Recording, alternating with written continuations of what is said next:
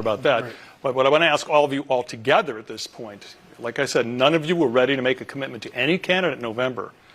Please raise your hand right now if you're now ready to make a commitment after today. Wow. I'm just kind of surprised, Bob. We haven't rehearsed this. I'm going to make that very clear. They will attest to this. 7 of you are now ready. Scott? Yes, I'm going to vote for Kamala Harris. Andy? Yeah, Kamala Harris, yes. Donna? Yes, I'm voting for her also. Sean? Sean? Yes, Kamala. Sabrina? Kamala. Patrick? Kamala. Brian? Trump. Trump. And finally, Lindsay. Still probably not voting. You don't like either of them? Nope. Okay.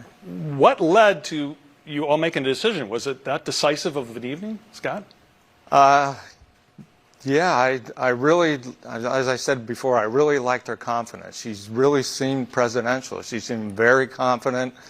Like I said, she spoke from her heart. I liked how she filled you in on her background, that she struggled, her mother struggled, middle-class family. That was a CNN panel of 8 undecided voters who came in not knowing who they were going to vote for in this election. And after seeing Kamala Harris's speech at the DNC, 6 of the 8 undecided voters announced that they would be voting for her. 1 will be voting for Donald Trump, and 1 remains undecided. So if Trump is looking for a silver lining here, maybe the fact that he scored a whopping 12.5% of the undecided vote in this panel should do him some good. Bravo, Donald.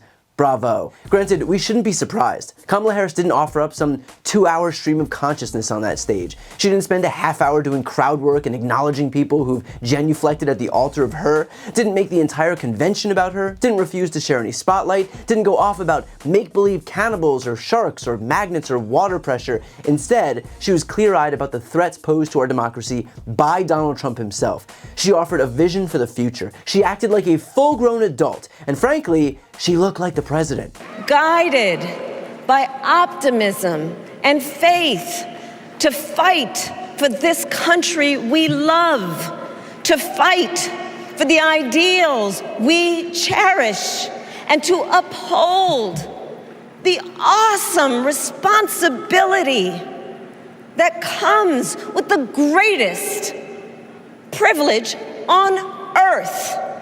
The privilege and pride of being an American.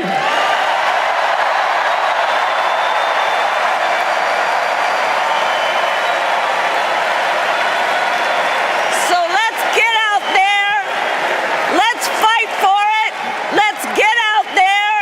Let's vote for it. And together, let us write the next great chapter in the most extraordinary story ever told. Thank you.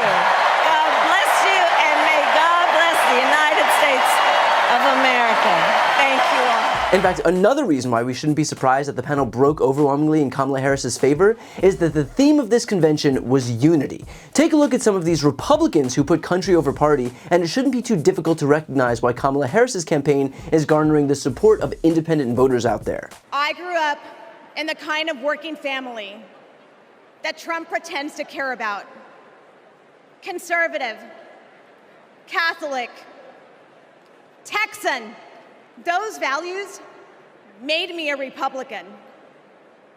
And they're the same values that make me proud to support Kamala Harris.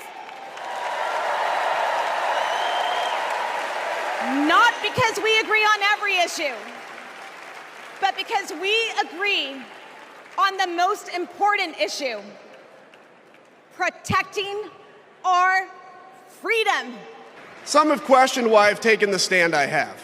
The answer is really simple, ladies and gentlemen. We must put country first. And tonight, as a Republican speaking before you, I'm putting our country first. So I'm going to focus my attention on the millions of Republicans and independents that are at home that are sick and tired of making excuses for Donald Trump.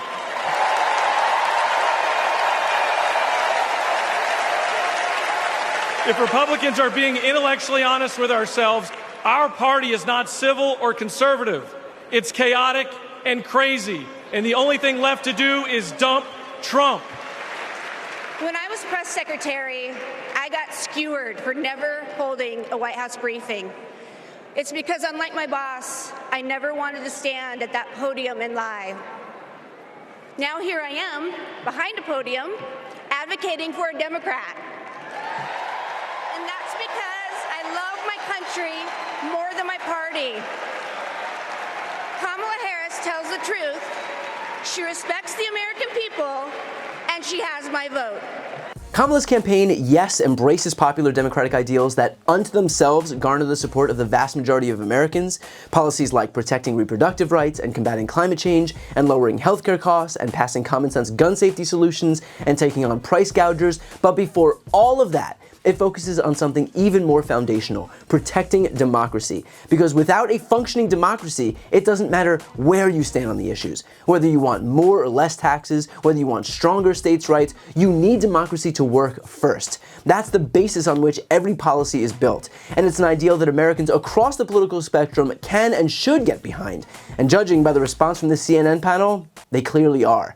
And it's not just this panel. According to a recent Marist poll, for example, independents are breaking for Kamala over Trump by a staggering 9-point margin, 53-44.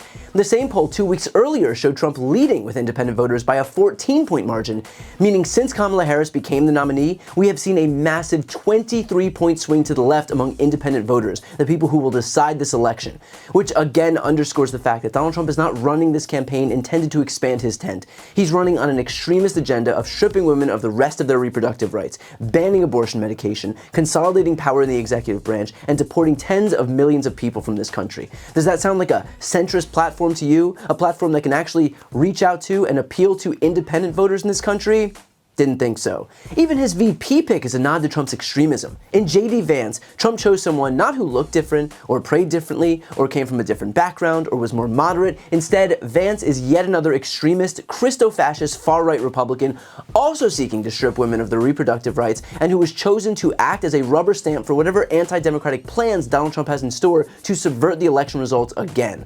These people are fundamentally, to their core, anti-democracy. And it's little wonder that their message of ushering in a descent toward autocracy isn't resonating with the majority of Americans, but especially not those independents out there. With all of that said, recognize that Donald Trump can see these numbers too, and he will do and say whatever he has to win this election. He'll change his positions by the minute depending on who he's talking to, and for some people, that's good enough to work. So our job is this. Don't get complacent because we see promising signs. Instead, recognize that we can very much win this thing in November, but it's going to take work. That means everybody here watching has a job to do. Find just a few people who wouldn't otherwise have participated in this election and make them your responsibility. Everybody doesn't have to do everything, but everybody should be doing something.